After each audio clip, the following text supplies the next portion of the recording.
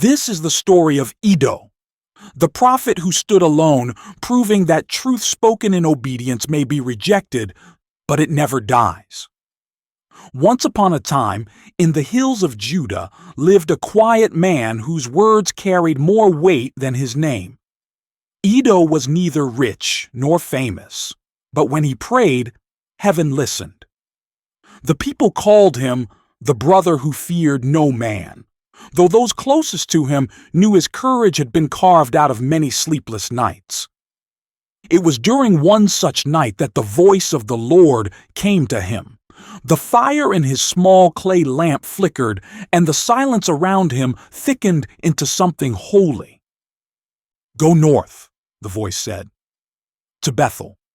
There, King Jeroboam builds an altar to false gods. Speak my word before him, and do not eat or drink until you return another way." Iddo's eyes opened wide in the darkness. His heart pounded. Bethel was no place for truth. It was a city of rebellion where golden idols gleamed and men mocked the covenant of their fathers. He rose from his bed and stepped outside into the cold night. The wind hissed through the fig trees, carrying the faint sound of distant celebration from the north. He could almost hear the drums of Bethel already. He fell to his knees. "Lord," he whispered, "I am one man. The king has armies, priests, and altars. Who am I to speak against him?" The answer came softly but unmistakably. "You are my messenger. Speak, and I will be with you." The words settled over him like fire. Fear didn't leave him, but obedience began to burn brighter. By morning, Iddo gathered his cloak, his staff, and a small jar of water. His brother stood at the doorway, watching him tighten his belt. "Where are you going at dawn?" his brother asked. Iddo looked back with steady eyes. "Where truth must be spoken." The man frowned. "You mean to stand before Jeroboam? He kills men for less than a sermon." "Then let him kill me," Iddo said, gripping his staff. "But not before I deliver what belongs to God." He turned toward the road leading north. Dust rose behind his feet as the hills gave way to open fields. The path ahead stretched long and uncertain, but his heart beat with a strange calm. By midday, he saw smoke curling in the distance, Bethel. Music drifted faintly through the air. The smell of incense reached him long before the city walls came into view. He knew what it meant. Jeroboam's great altar was being dedicated that very day. He stopped on the ridge overlooking the temple court. From above, the scene looked like a festival. Crowds dancing, trumpets blaring, golden calves glinting in the sunlight. The king stood proudly near the altar, his robe shining like molten gold. Iddo took a deep breath. "Lord," he murmured, "this is the moment." The wind seemed to whisper back, "Then speak." He lifted his staff and began to walk down the hill. Each step echoed louder than the last, the sounds of laughter fading around him. The guards at the entrance turned their heads, wondering who this lone stranger was who dared approach the king without invitation. But Iddo did not slow. His eyes were fixed on the altar, the false throne that had stolen the worship of Israel. And as he drew near, the first silence fell over the crowd. Every heart turned toward the man who walked into the festival carrying no weapon, no banner, no escort, only a word from the living God. The crowd parted slowly, as though an invisible hand had swept across them. Music faltered, laughter died, and all that remained was the low hum of confusion. The priests near the altar whispered among themselves, their golden tassels swaying as they stared at the stranger making his way through the crowd. King Jeroboam stood on the platform, his hand raised in blessing toward the golden calf that gleamed beside the altar. But his smile faltered as he noticed the lone man walking directly toward him. His robe plain, his face weathered, his staff dust-stained from travel. "Who dares approach unbidden?" Jeroboam barked, his voice sharp. Iddo didn't answer. He kept walking until he stood at the base of the steps leading to the altar. The scent of burning incense stung his nostrils. The air itself seemed heavy with rebellion. For a long moment, no one spoke. Then, in a clear voice that carried like thunder through the courtyard, Iddo said, "By the word of the Lord, this altar is cursed." A gasp rippled through the crowd. Jeroboam's eyes narrowed. "Cursed?" Iddo lifted his staff. "Thus says the Lord, a son shall be born to the house of David, Josiah by name, and upon this altar he shall sacrifice the bones of the priests who burn incense here." A hush swept over the court. Even the wind seemed to stop moving. Iddo's voice did not waver. "And this is the sign that the Lord has spoken. The altar shall split apart, and its ashes shall be poured out." For a heartbeat, nothing happened. The king's face twisted in fury. "Seize him!"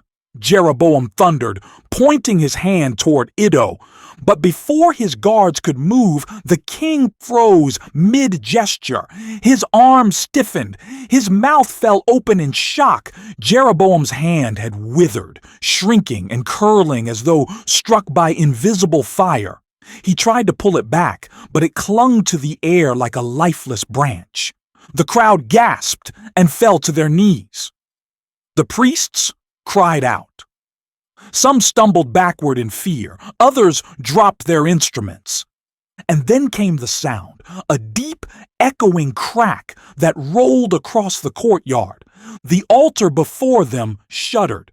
The ground beneath Iddo's feet trembled. With a roar like thunder, the great stone split down the middle, and gray ash burst outward in a cloud that covered the golden calf and the king himself. Cries of terror rose from the people. Iddo stood firm amid the dust, his cloak whipping in the wind, his eyes locked with Jeroboam's, one man trembling, the other unshaken. The king fell to his knees, clutching his lifeless arm. "Man of God," he cried out, "pray for me. Entreat the Lord your God that my hand may be restored." Iddo looked at him in silence for a long moment. He could feel the weight of heaven pressing on him, justice and mercy both waiting on his lips. Finally, he lowered his head and prayed, "Lord, show this man that your mercy is greater than his pride. Heal him, not because he deserves it, but because you are God." As the final word left his mouth, a shiver ran through the air. Jeroboam gasped. His arms straightened, color returning to the skin. He flexed his fingers slowly, staring in disbelief. The crowd erupted, some shouting praise, others bowing in fear. Jeroboam rose to his feet, his voice trembling. "Come with me, man of God. Refresh yourself, and I will give you a reward." Iddo's eyes hardened. "Even if you gave me half your palace, I would not go with you. The Lord commanded me, 'You shall not eat bread, nor drink water, nor return by the same way you came.'" He turned away before the king could reply. His sandals scraped against the cracked altar stones as he walked out of the city the way he had come, straight, steady, unbending. But behind him, whispers began to spread like wildfire. Some called him a prophet. Others called him a fool. Yet all knew one thing. He had spoken, and heaven had answered. Iddo walked for miles before stopping under a solitary tree to rest. His heart pounded, not from fear but from awe. He had seen God's power, felt it shake the earth beneath his feet. And yet, even as he closed his eyes to rest, a strange unease stirred inside him. The message had been delivered, the miracle complete. But somewhere deep in the shadows of Bethel, another man had heard of the prophet's defiance, an old prophet, once faithful, now forgotten.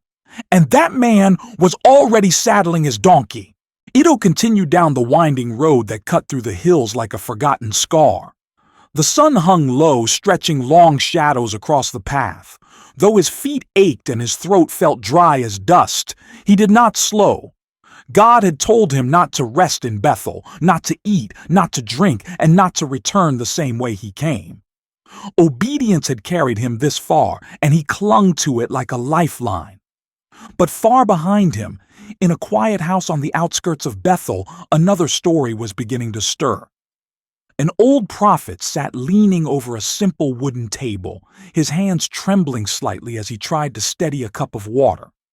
He had once been known throughout the northern kingdom for his gifts, visions, messages, warnings, but now his sons whispered about the new prophet, the younger prophet, the one named Iddo, who challenged the king and lived. "Father," one of the young men said breathlessly as he rushed through the doorway, "we saw everything at the altar. The man of God split the stones in two. The king's hand withered, and he healed it." The old prophet's eyes lifted slowly. "Healed it? The same day?" "Yes," the son insisted. "He prayed, and the king was restored." Another son chimed in, "Father, he spoke the word you should have spoken years ago." The old prophet slammed his fist on the table. His sons froze. "Do not speak to me as though God has forgotten me," he snapped, then quieter. "Tell me, where is this man now?" "He left," the first son said. "He turned to the road south. He would not stay with the king." The old prophet stood abruptly, nearly knocking over his chair. "Saddle my donkey." "But father!" "Now!" The two sons exchanged uneasy glances. Their father was pale, restless, and his voice shook like someone driven by more than curiosity, perhaps by envy, or by fear that his own calling had been overshadowed. While they readied the donkey, the old prophet stepped outside and stared at the hills. His thoughts churned in conflict. Why did the Lord send a newcomer? Why not speak through me again? Why did the king listen to him? He closed his eyes, guilt pricking at his conscience. He knew the truth. He had grown comfortable in Bethel's silence, safe beneath the shadows of idols he never openly confronted. His voice had faded, and in his silence, sin flourished. But now a man had arrived who spoke boldly, and the old prophet's pride twisted painfully. When the donkey was ready, he mounted with a grunt and began riding south as fast as his weary animal could carry him. On the road ahead, Iddo walked steadily along the quiet route, his cloak tugged by the wind. His heart was still beating with the echo of the miracle he had witnessed. He whispered a small prayer. "Lord, let me finish the journey you set before me." But as he rounded a bend between two large boulders, he heard hooves approaching. He turned to see an elderly man riding hard toward him, dust rising behind the donkey. The donkey skidded to a stop before him. The old prophet sat breathing heavily, sweat running down his temples. "You," he said, pointing down at Iddo with a trembling hand. "Are you the man of God who came from Judah?" Iddo nodded cautiously. "I am." The old prophet leaned forward. "Come home with me, rest, eat bread, drink water. You must be exhausted from your journey." Iddo stepped back slightly. "I cannot. The Lord commanded me not to eat or drink in this place. I must return another way." The old prophet's face twitched, a mixture of disappointment and something else, something darker. "But an angel spoke to me," he said suddenly, lowering his voice. "He told me to bring you back. He said you may eat and drink at my house." Iddo froze. The old prophet's eyes didn't waver. His tone was steady, convincing, almost too convincing. For a long moment, Iddo said nothing. A battle formed silently inside him. He had obeyed God before kings and altars, but now he stood before an older prophet, someone who claimed heavenly authority. If the Lord sent him an angel, Iddo thought, who am I to refuse? The wind rustled the dry grass around them. The hills stood silent. No voice, no sign, only a decision. Finally, Iddo lowered his staff. "Very well," he said quietly. "I will go with you." The old prophet exhaled with relief, perhaps unaware of the danger he had just set into motion. Iddo climbed onto the donkey behind him, and together they turned back toward Bethel.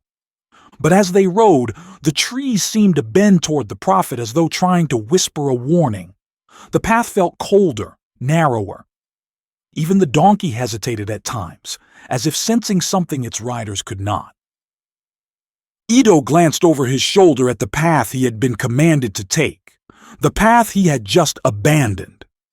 A knot tightened in his chest. Somewhere deep inside, he felt it.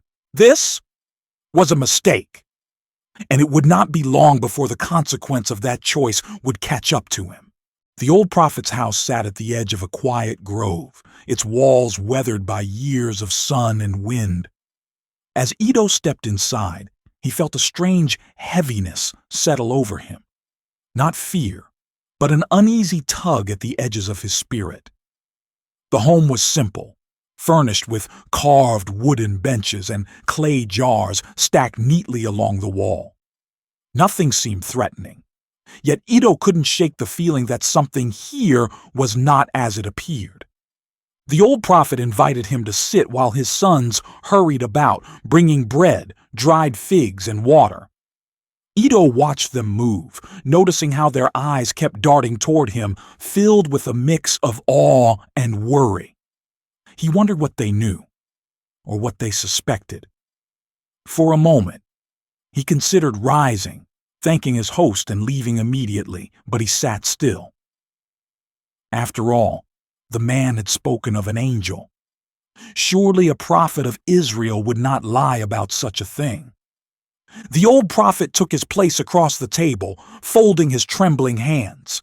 "Eat, my brother," he urged with a thin smile. "You've walked far, and the Lord does not despise a weary servant."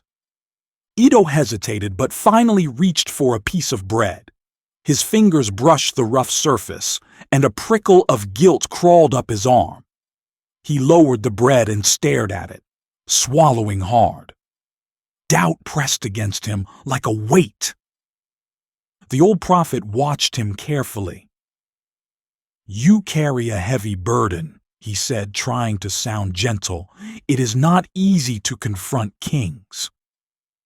"I do only what the Lord commands," Iddo replied softly.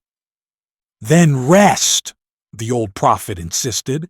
"Even Elijah rested." But Iddo's eyes did not relax. The word of the Lord was clear. "I should not eat or drink in this land, not until I returned home another way." For a moment, neither man moved. Only the faint tapping of the donkey's hooves outside broke the silence. The old prophet's sons stood in the doorway, their faces tight with worry, as if anticipating something terrible. Finally, Iddo forced himself to take a bite, then another. He drank from the cup set before him, and as the bread settled in his stomach, he felt a heavy chill run down his spine like a whisper slipping through the cracks of the walls. "You should not be here." The old prophet shifted uneasily. His eyes drifted to the window as if trying to escape his own guilt. The lie he had spoken, the angel he claimed to have seen, weighed on him more than the food weighed on Iddo. He knew what he had done, and he knew the consequence would come soon. Suddenly, as Iddo reached for another piece of bread, the old prophet stiffened. His eyes widened, and his mouth trembled. It was as though a strong wind swept through his soul and pinned him in place. He gripped the table, his voice cracking like a lightning strike. "Iddo, listen to me!" The younger prophet froze. The old man was shaking violently, his breath sharp and ragged. "Thus says the Lord," the old prophet cried, his voice suddenly thunderous and filled with authority, "because you disobeyed the command of God and turned back, because you ate and drank in this place when the Lord told you not to. Your body will not be buried with your ancestors." Iddo's breath caught in his throat. The entire room seemed to tilt. The sons gasped, one covering his mouth, the other stepping back in horror. The old prophet collapsed against the wall, his face pale, tears forming in his eyes as the weight of his own deception crashed down on him. Iddo stood slowly, the table between them feeling like a barrier he couldn't cross. His voice came out barely above a whisper. "You lied to me," he said, not with anger but with heartbreak. "You used the name of the Lord, and I believed you." The old prophet buried his face in his hands, shaking. "I was jealous," he admitted through trembling breaths. "I saw what God did through you. I saw what I lost. And I wanted just once more to feel close to his voice, so I used a lie. And now judgment has fallen, and it is my fault." Iddo closed his eyes. A knot formed in his chest, tightening with a deep ache. He did not hate the old man, he pitied him. But that pity did not erase the truth. He had disobeyed, and the consequence would come, just as the Lord spoke. The room grew still again, the earlier warmth replaced by a cold that seeped into every corner. Iddo reached for his staff. "I must go," he whispered. The old prophet lifted his tear-streaked face. "I will ride with you to help you find your way." "No," Iddo said gently, but firmly. "This part of the road I must walk alone." He stepped toward the door, the air outside suddenly feeling too bright, too silent. The sons moved aside, their eyes filled with sorrow, as though watching a man walk toward a fate they could not stop.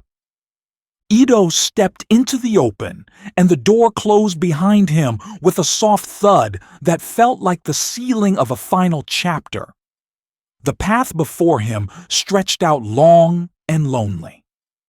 He tightened his grip on his staff, aware that every step now carried a new weight, a prophecy hanging heavily over him. And as he began walking, a shiver crawled down his spine. Something waited for him on this road, something he could not escape. The afternoon sun stretched long shadows across the dusty path as Iddo walked away from the old prophet's house. His steps were steady, but his heart churned like a storm trapped behind his ribs. Every sound seemed sharper, the rustle of leaves, the distant cry of a bird, the soft thud of his sandals on the ground. Nothing felt ordinary anymore. Every breath he took reminded him that he had crossed a boundary God himself had set. He kept replaying the moment in his mind, the moment he reached for the bread, the moment he tasted it. How could I have forgotten? He asked himself silently. How could I have allowed a lie to quiet the command of the Lord? But though the question stabbed at him, no answer came. Only the echo of the prophecy spoken over him. You will not be buried with your ancestors. Iddo tightened his cloak around him and kept walking, determined not to let despair swallow him before the road did. Behind him, The old prophet stood in the doorway, watching. His son stood just behind him. The old man's face was tight with grief and guilt, but Iddo did not look back. He could not bear to. The weight of his own mistake was enough to carry. As Iddo moved deeper into the open road, the path curved into a narrow stretch lined with wild shrubs and scattered stones. It felt quieter here, as if the air itself was holding its breath. He could sense he was being led, purposefully, not aimlessly. Whether toward mercy or judgment he did not know. He pressed on. A faint breeze stirred the edges of his cloak. His staff tapped lightly against the ground. For a moment, he allowed himself to hope that perhaps the judgment would not fall immediately. Perhaps he would reach Judah again. Perhaps he could at least speak once more with his brother, tell him what had happened, warn him, urge him not to stray from the Lord as he had. But then the wind died abruptly, and the silence thickened. Iddo stopped walking. Something was wrong. The shrubs ahead shifted, not with the light tapping of wind, but with a slow, heavy movement. Iddo's hand tightened on his staff. His breath caught. He stared at the patch of brush ahead, heart pounding. Then it appeared. A lion. Its massive frame pushed through the shrubs, muscles rippling like living stone, its eyes fixed on Iddo, not with hunger, but with a strange, terrifying purpose. The beast didn't look wild. It looked scent. Iddo stepped back, every nerve in his body screaming. Lions did not walk the roads openly. Lions did not move without hunger. Lions did not stare down a man without attacking instantly, unless something greater held their jaws. Iddo whispered, "O Lord, your word is coming to pass." The lion lowered its head and let out a deep growl, one that vibrated through Iddo's bones. The prophet didn't run. He knew he couldn't outrun fate. He knew this moment had been set in motion the moment he took a single bite of bread. Still, a primal instinct made him grip his staff tighter. He lifted it slightly, not to fight, but to steady himself. "I am yours," he murmured, "and if this is the end of my road, let it be as you have spoken." The lion stepped closer. Its paws pressed into the dirt with slow, deliberate force. Its eyes never drifted. It moved with the certainty of a creature obeying a higher command. Iddo inhaled deeply, letting the desert air fill his lungs one last time. Then, suddenly, the lion leapt. The world became a blur of dust, fur, and force as judgment met him head-on. Far behind him, the old prophet's sons were just finishing their tasks when a sudden noise, like the echo of thunder, reached their ears. They froze, glancing toward the distant road. "Father," one whispered. The old prophet stood silent for a long moment, his eyes fixed on the path he could no longer see. His shoulders slumped under the weight of a sorrow no son could understand. "It is done," he said quietly. But deep inside him, regret clawed at every memory. And though the Lord would use even this tragedy for instruction, the old prophet knew the guilt of misleading a righteous man would follow him the rest of his days.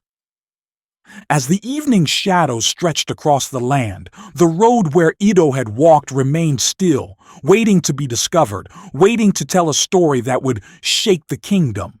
Morning had barely touched the horizon when the old prophet rose from his bed. His face was pale, his eyes hollow from a night spent pacing and praying. Sleep had abandoned him, chased away by regret and dread. His sons watched him quietly as he moved through the house, gathering his cloak and fastening his belt with trembling hands. "Father," one son said softly, "are you going after him?" The old prophet paused, closing his eyes as if the question struck a wound that had never stopped bleeding. "I lied to him," he whispered. I led him into disobedience. The least I can do is bring him home." His sons exchanged uneasy glances. They knew what this journey meant. The prophecy had already spoken. What remained now was only confirmation, a confirmation none of them wanted to face. The old prophet walked outside, climbing onto his donkey with a heaviness that made the animal shift uneasily beneath him. He took a long breath and pointed to the road that stretched north. "We follow the path he took," he said quietly, "and pray the Lord has mercy." The journey was long and silent. The morning air was cool, but the old prophet felt nothing but the weight pressing on his chest. Every bend in the road felt like an accusation. Every patch of dust felt like a reminder of the footsteps Iddo had taken in faith, and the ones he had taken because of a lie. The sons rode slightly behind him, scanning the roadside. They didn't know what they were looking for, but they felt it drawing near, the kind of stillness that comes when something sacred and terrible has happened. They reached the narrow stretch where shrubs lined the path. The old prophet slowed, lifting a hand. "Wait," he murmured. The place felt wrong, too quiet, too heavy. Then they saw it. The lion. It stood in the middle of the road beside a donkey. It wasn't eating, attacking, or pacing. It simply stood there, perfectly still, as though guarding something. The donkey was also motionless, unafraid, as if bound by the same unseen command, and between them lay a body. Iddo. The old prophet's breath shattered into a ragged gasp. He slid from his donkey so quickly he stumbled. His sons rushed forward, but he held up a shaking hand. "Stay back," he commanded in a voice barely holding together. He stepped slowly toward the lion. The beast did not move. Its massive eyes followed him, unblinking, but made no sound, no growl, no threat. It stood as though it answered to the same God who spoke to Iddo. The old prophet knelt beside the fallen man. Tears blurred his vision. Iddo lay as though simply resting, his face calm, his hand still clutching his staff. There was no sign of struggle. Judgment had been swift, not cruel. "Iddo," the old prophet whispered, his voice cracking, "forgive me." The sons watched from a distance, trembling. They had never seen a lion behave like that.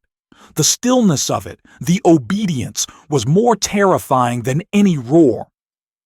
"Father," the younger son called out, "why is the lion not attacking?" The old prophet swallowed hard. "Because this was not its victory," he said through trembling lips. "This was the Lord's sign to Israel, a sign to me, a sign to the king, a sign to every prophet who dares twist the word of God." He wiped his eyes with the edge of his sleeve, overwhelmed by grief. The lion leaves him untouched because the Lord claimed him. His judgment was just, but it was holy. He placed a shaking hand over Iddo's heart. "You were faithful," he whispered. "Even with my lie, you were faithful." Then he turned to the sons and called, "Prepare the donkey. We are taking his body home." Carefully, they lifted Iddo's lifeless body. The lion and the donkey did not move, not even as they passed between them. Only after the old prophet and his sons had moved far down the road did the lion finally turn, step into the bushes, and disappear.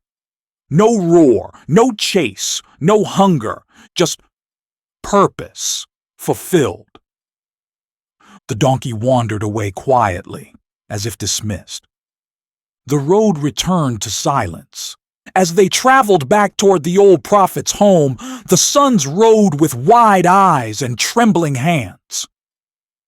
"Father," one said, "what will you tell the people?" "The truth," the old prophet answered, "all of it." "Even your part in it?" He shut his eyes, pain twisting through him, especially my part. His sons said nothing more. They saw the resolve forming in him, a resolve shaped by grief and guilt, but also by the fear of God. Iddo would not be buried with his ancestors, just as the Lord had said, but he would be honored. His story would be told. His obedience would be remembered. And the old prophet would carry the weight of this day for the rest of his life. Because the next chapter of this story was no longer about Iddo's mistake. It was about the consequences that were coming for Israel. Something was beginning. Something no one could stop. The sun hung low when the old prophet and his sons finally reached their home. Dust clung to their cloaks, and grief clung even heavier to their hearts. The villagers nearby paused their work as the slow procession moved through the outskirts, 2 sons guiding a donkey, burdened not with grain or supplies, but with the still body of a man whose name few knew, yet whose story would soon echo across Israel. People gathered silently, staring with wide eyes. Rumors had already begun to ripple from home to home. Someone had seen a lion standing still on the northern road. Someone else claimed they heard a cry late in the morning. Someone whispered that a prophet had died. But no one expected this, the old prophet returning with a fallen servant of the Lord draped across the donkey's back. The old prophet slipped from his mount, knees shaking. His sons helped him steady himself, but he brushed them off gently. He approached the donkey alone, laying a trembling hand on Iddo's shoulder. "Prepare a burial place," he said, voice rough. "He will be laid in my family tomb." The villagers exchanged confused looks. To bury a stranger in one's own family tomb was no small gesture. It was a declaration. This man was honored, respected, remembered. The old prophet's sons obeyed quickly, leading the donkey toward the grove where the tombs were carved into stone. As they prepared the resting place, the old prophet stood before the gathering crowd. His eyes looked older than they had that morning, tired, hollow, filled with a sorrow that seemed to deepen each time he breathed. A woman stepped forward hesitantly. "Prophet," she said, "who is this man? What happened to him?" The old prophet drew in a long breath. He could feel the weight of heaven pressing on him. He could hear the echo of Iddo's voice, the echo of his own lie, the echo of the judgment that followed. "This man," he said, raising his voice so all could hear, "was a prophet of the Lord, a righteous man, a faithful messenger." Whispers flickered through the crowd like sparks. "He was sent to Bethel," the old prophet continued, "to speak against the evil altar King Jeroboam has built, and the word he spoke was true." It was the very voice of God. The murmuring grew louder, fear mixed with awe. People leaned in, eyes fixed on him. His voice broke. He steadied himself. "I deceived him." A gasp rippled through the villagers. "I told him an angel had spoken to me," he said, forcing each word past the tightness in his throat. "I urged him to eat and drink with me, though the Lord had forbidden it. Because of my lie, he disobeyed the command God gave him, and because of that disobedience, he died." The crowd fell into a stunned silence. Several people lowered their eyes. Others stared at the old prophet as though seeing him for the first time. His shame was laid bare, not hidden, not softened. He lifted his trembling hands. His death is not a sign of his weakness, but of God's holiness.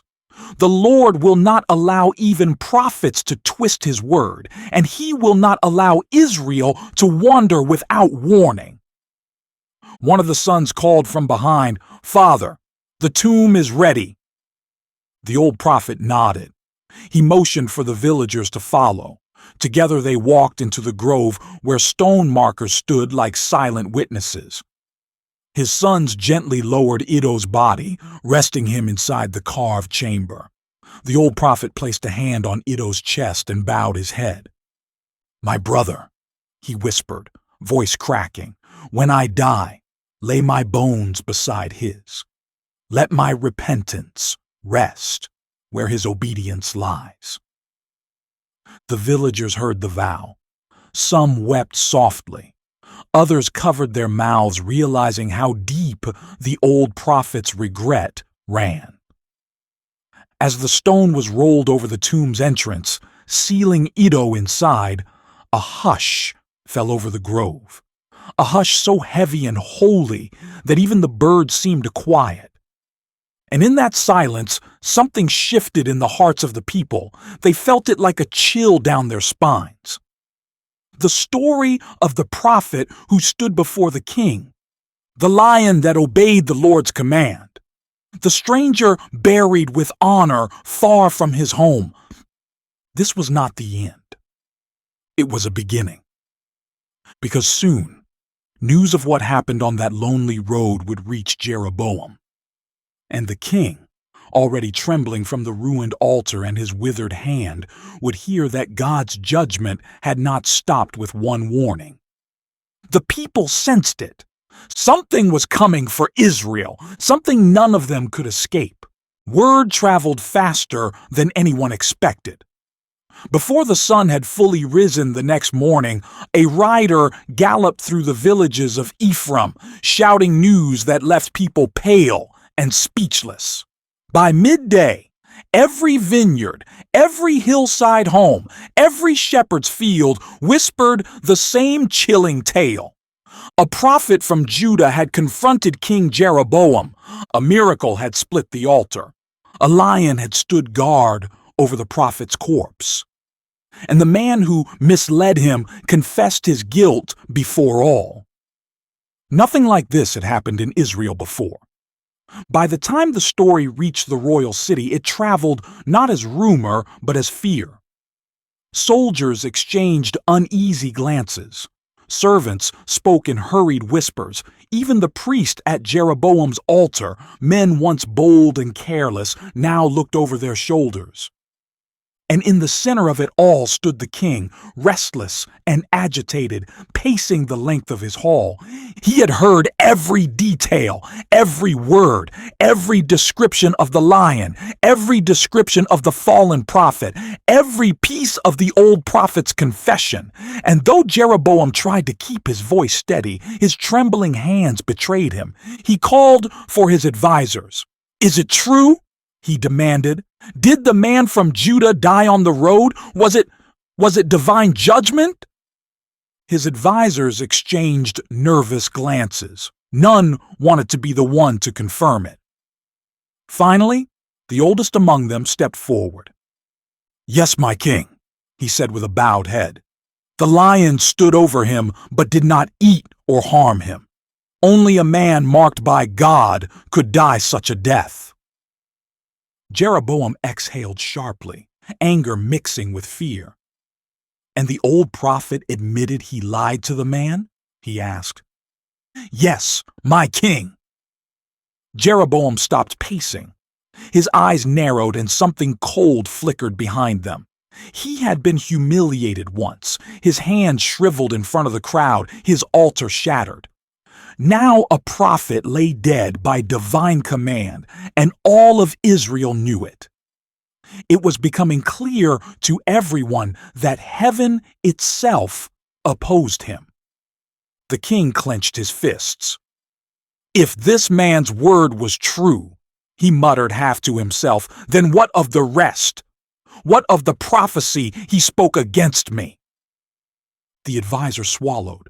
No one dared remind the king what Iddo had said, that a future son of David would rise and tear down every false altar Jeroboam built. But the silence said enough.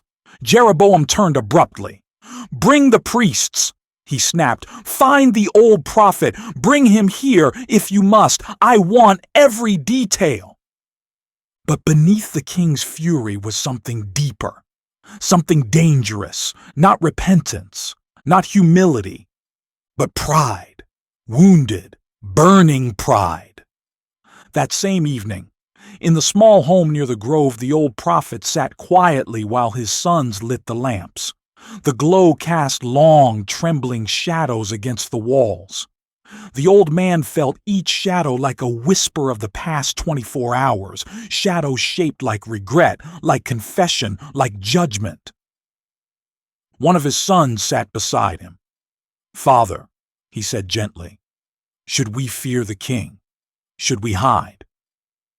The old prophet shook his head slowly. "What has been done cannot be undone. The king will act according to his heart, but the Lord will act according to his." Another son approached. "Do you think the king will repent?" he asked. The old man sighed, leaning back against the wall. "Jeroboam has been given warnings, clear ones, signs no man could ignore. But whether he bends or breaks, that rests between him and God." The sons exchanged troubled looks, sensing the heaviness settling in their father's words. A knock sounded suddenly on the door, sharp, urgent, unmistakable. The sons tensed. The old prophet's heart tightened. Slowly he nodded, and one son opened the door. Two royal messengers stood outside. Their armor gleamed. Their expressions were rigid, and between them hung a tension so sharp the sons could feel it from the doorway. "By order of King Jeroboam," the lead messenger announced, "you are summoned to the royal court immediately." The old prophet stood, gripping the side of the doorway to steady himself. He nodded once, knowing refusal was impossible. But as he stepped outside, he felt something shift in the air, an unseen warning, a quiet stirring in his spirit. This was not a summons for information. It was the beginning of a confrontation, one that would decide more than the old prophet's fate, one that would expose the king's heart, one that would determine the future of Israel. And as the messengers led him down the road toward the palace, the weight of the moment settled over everything. Something dark was gathering around Jeroboam's throne, something the nation was not prepared for. The old prophet was escorted through the palace gates as evening shadows stretched across the courtyard. Servants paused to watch him pass, some out of curiosity, others out of fear, because rumors had already taken root. They whispered that the man being led to the throne room had caused a lion to obey the voice of heaven. They whispered that he had seen judgment fall and lived to tell of it. They whispered that even Jeroboam trembled at his arrival. But as the old prophet stepped into the king's hall, he felt something else, an undertow of danger. The hall was too quiet. The guards stood too stiffly. The king's seated posture was too controlled, like a man struggling to keep a fire from bursting out. Jeroboam leaned forward on his throne, eyes sharp. "Old prophet," he said, voice smooth but edged with steel, "you know why you are here." The old man bowed. "I come willingly, my king. Ask what you will." Jeroboam studied him for a long moment. "Tell me everything," he said. "The man from Judah, his prophecy, his death, every word he spoke before me, every detail of what God revealed." The old prophet nodded. "My king, I will speak the truth, not to shame you, but to warn you." Jeroboam lifted a hand sharply. "Spare me the sermons, just answer." So the old prophet told him. He described the altar splitting apart, the king's hand withering and being restored, the command the Lord gave Iddo, the lie that deceived him, the lion that obeyed God's voice, the burial in his own family tomb, everything. Jeroboam listened, fingers tapping against the arm of his throne. His expression didn't soften. If anything, it hardened. "So," he said at last, "the prophet's word was true. The Lord condemned my altar." "Yes," the old prophet replied, "and his warning should not be ignored." A muscle twitched in Jeroboam's jaw. "Tell me," he said slowly, "why would your God kill his own messenger?" The old prophet answered gently, "Because the Lord is holy, and even his servants are accountable to his voice." Jeroboam's face tightened. "Holiness?" he said, almost mocking the word. "Your God destroyed one of his own because of a single mistake." "It was not the mistake alone," the old prophet said carefully. "It was the refusal to obey, and my lie was part of it." Jeroboam stood abruptly. "Then your God is cruel." "No," the old prophet answered. "He is righteous, and he warned you too. Your hand withered in front of your people, your altar split. He is pleading with you to return." Jeroboam stepped down from the throne, pacing slowly. "Return?" he repeated. "To what? To Judah? To the house of David? To a throne that is not mine?" "It was never yours to secure with golden calves," the old prophet said softly. "God gave you a kingdom, but you are trying to keep it with your own hands." Jeroboam pivoted sharply. "I did what I had to do. If the people returned to Jerusalem, they'd turn to Rehoboam. I'd lose everything." "Fear is no excuse for rebellion," the old prophet said. "The Lord offered you a promise. Build my ways, and I will build your house. But you have built idols instead." For a moment, Jeroboam's jaw trembled as though something inside him was breaking. But the softness vanished as quickly as it came. "Enough!" he snapped. "I did not summon you for correction." He took a step closer, eyes narrowing. "I summoned you because I want control." The old prophet felt a chill creep through him. "Control?" "Yes," Jeroboam hissed. "If the people see that I honor you, they will trust me. If I treat you as a royal advisor, they will forget the prophet who condemned my altar. So here is your choice." He raised his hand, signaling the guards. "You will serve me, or you will be imprisoned for treason." The young guards behind him stiffened. The old prophet's sons, who had followed just inside the hall, inhaled sharply. But the old prophet did not flinch. He looked at the king, really looked at him, saw the fear beneath the anger, saw the desperation beneath the pride, saw a man clinging to a throne he was losing faster than he could defend it. "My king," he said quietly, "I will not serve where truth is silenced." Jeroboam's eyes flashed with fury. "Do you refuse me?" "I serve only the Lord," the old prophet said, "and I will die before I speak comfort to rebellion." For a split second, Jeroboam stared at him, stunned that a frail old man dared to resist him. Then he snapped his fingers. "Seize him!" The guards stepped forward.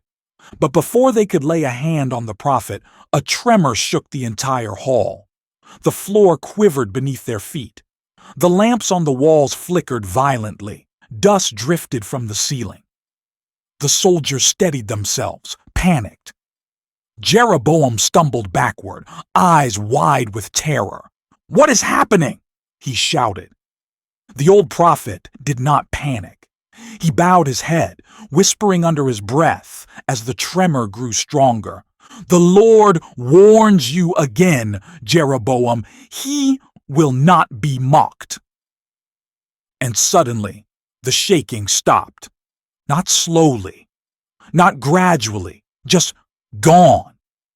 as if a divine hand lifted off the palace itself. The silence afterward was suffocating. Jeroboam stared at the old prophet with trembling rage. Fear radiated from him like heat. "Take him away," he said in a low, shaking voice, "before my anger burns again." But the guards did not move, not one. Jeroboam's face twisted with fury. "I said take him!" Still, no one stepped forward. Something had shifted in the room, something none of them fully understood. The old prophet looked at Jeroboam, eyes full of sorrow. "My king," he murmured, "your stubbornness is the true prison." And with that, he turned and walked out of the hall, his sons close behind him, untouched, unseized, and unbroken. Behind them, the king of Israel sat trembling on his throne, feeling for the first time what it truly meant to fight against the word of the Lord. The old prophet walked away from the palace with his sons at his sides, but every step felt heavier than the last. The night air was cool, but beneath it pulsed a strange tension, as if the land itself was bracing for something. He knew Jeroboam's stubbornness had reached its breaking point. A king could ignore a warning from a prophet, but a king could not outrun the God who sent him. As they reached the edge of the city, the old prophet paused and glanced back at the great walls, the palace rising above them like a dark crown. "He will not yield," he murmured half to himself. His sons exchanged a troubled look. "Do you think he'll send men after us later?" one asked. The old man shook his head. "No. Jeroboam is not planning men's footsteps. He's planning his next sin." They walked home in silence. The kingdom had grown restless. Priests, who once served the golden calves, began whispering about what happened in the palace. The tremor, the prophet who walked out untouched, the king shaking like a leaf. Farmers spoke of strange signs in their fields. Shepherds said even the animals seemed tense. But the loudest whispers came from inside the palace itself, for Jeroboam's household had been struck. The king's oldest son, Nadab, fell sick. At first it was mild, a fever, weakness, sleeplessness, but within 2 days Nadab couldn't stand. By the third he couldn't speak. His breathing turned shallow, his face pale, and worst of all, the palace physicians were powerless. The priests tried their charms and rituals. Nothing changed. The king summoned wise men to diagnose him. Nothing changed. He offered sacrifices to his golden calves. Nothing changed. By the 6th day, word spread across the city. The king's heir was dying. Jeroboam's confidence, his arrogance, crumbled. He sat at the boy's bedside with fists clenched, eyes bloodshot and wild. His wife hovered nearby, terror tightening every breath she took. The palace that once sang with music and celebration now echoed with the sounds of muffled weeping. The old prophet's words came back to the king, words spoken by the prophet from Judah before he died. "The Lord will raise up a king who will cut off the house of Jeroboam." Jeroboam had dismissed it then. Now those words felt like a sword resting against his throat. In desperation, he dismissed everyone from the room except his wife. She stood trembling by the wall, her hands pressed together as though holding herself upright by prayer alone. Jeroboam turned toward her, his voice cracked. "You must go." His wife blinked. "Go? Where?" "To Shiloh," he said, "to Ahijah, the prophet who first told me I would become king." She stepped back, shaking her head. "But Ahijah is old, blind. He has not left his home in years." Jeroboam grabbed her shoulders. "He is still the Lord's prophet. And he knows the future. He knows why danger has come. He has answers, answers I need. His wife swallowed hard. What should I ask him? Ask him, what will become of our son? Jeroboam whispered, his voice cracking under the weight of fear. Ask him what God intends. Ask him how to save the boy if he can be saved. The queen hesitated, tears filling her eyes. Jeroboam, if the Lord is judging our house, how can I— Go!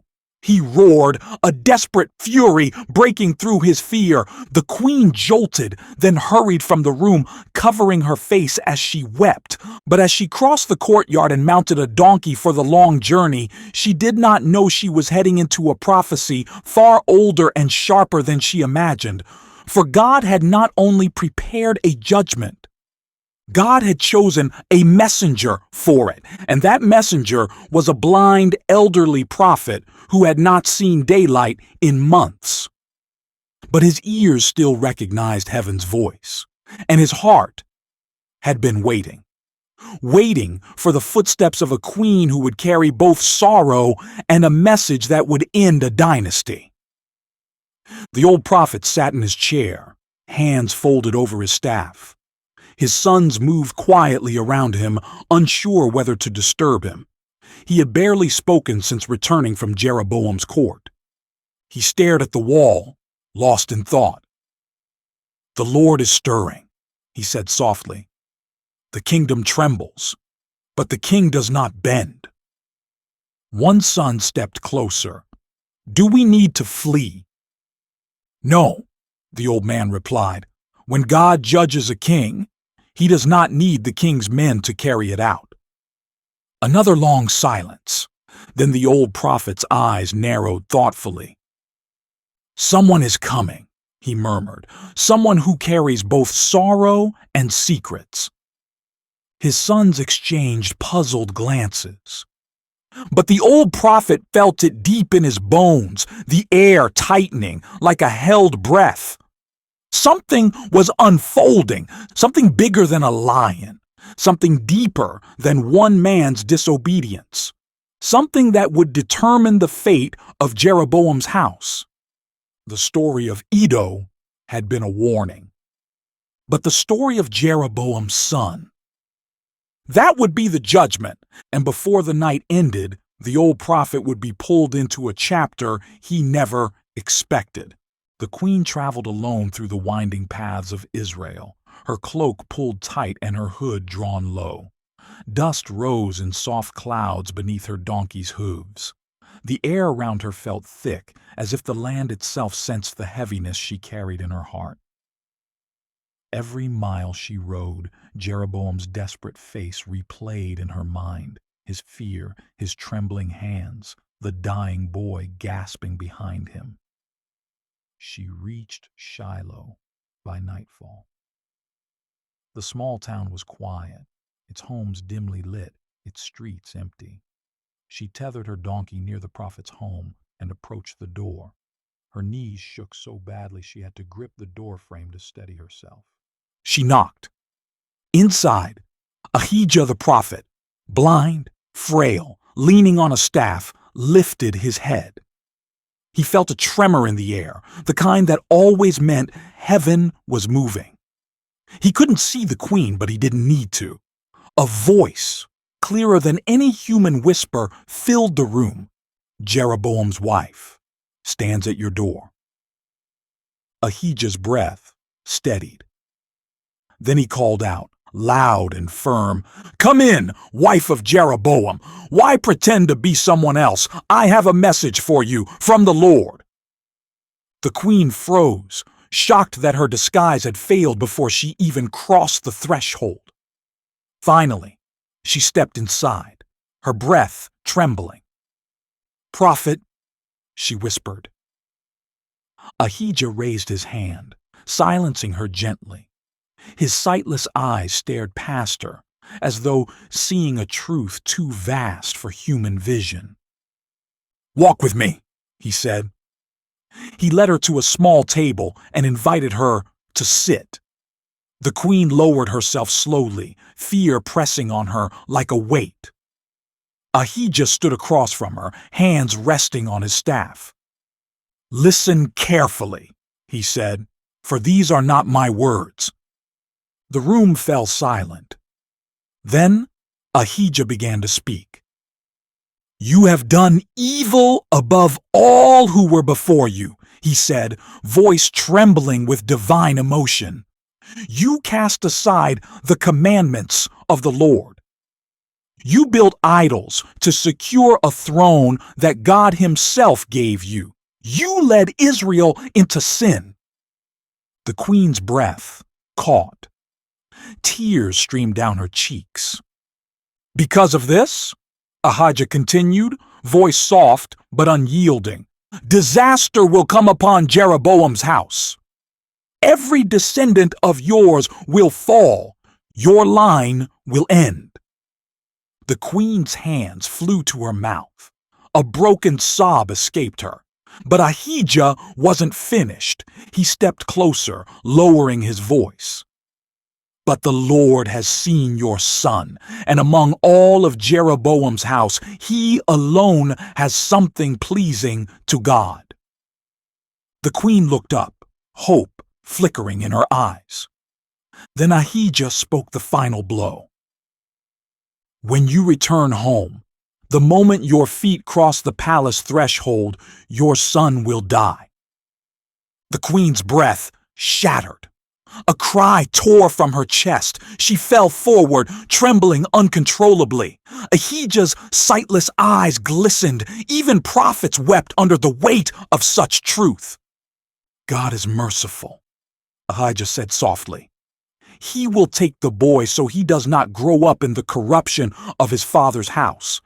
He will be buried with honor, but Jeroboam's kingdom will crumble." The queen left Shiloh in tears. The journey back felt longer than the journey there. Each step, each mile, each breath felt heavier.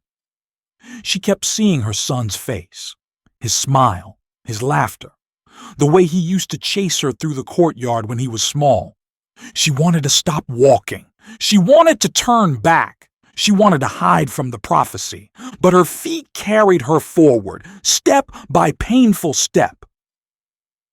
As she approached the palace, a hush fell over the servants standing outside. They watched her with wide eyes, sensing something terrible. The queen reached the entrance. She hesitated, trembling. She lifted her foot. And the moment she crossed the threshold, a wail rose from inside. Her son was gone. The prophecy fulfilled itself like a seal pressed into wet clay, swift, unbreakable, unmistakable. She collapsed, and Jeroboam rushed to her, catching her before she hit the stone floor. But even as he held her, even as he cried out in despair, they both knew. This was only the beginning. Back in Judah, the old prophet sat quietly in his home, news having traveled quickly. His son stood nearby, watching him carefully. "Father," one whispered, "the king's son. He's dead." The old prophet nodded slowly, his face solemn. "The Lord has completed his word." "Will Israel repent now?" the other son asked. The old prophet looked at them both, eyes tired but burning with a clarity only sorrow can bring. "Some warnings, humble men," he said, "others harden them. But the truth always completes its work in those who accept it and those who reject it." He rose from his seat with great effort, leaning on his staff. Iddo's obedience spoke. The lion spoke. The altar spoke. Ahijah's prophecy has spoken, and soon the kingdom itself will speak. He stepped outside, looking toward the north where Jeroboam's palace stood, now a place of mourning. "This story," he whispered, "will be remembered for generations. because God gave every chance, and no one can say he did not send the truth. His son stood beside him as the wind stirred through the trees. And the chapter of Iddo, the prophet who obeyed, the prophet who fell, the prophet who warned, joined the chapter of Abijah, who spoke judgment that could not be undone. The land was quiet, but the silence wasn't peace. It was the quiet before a kingdom broke.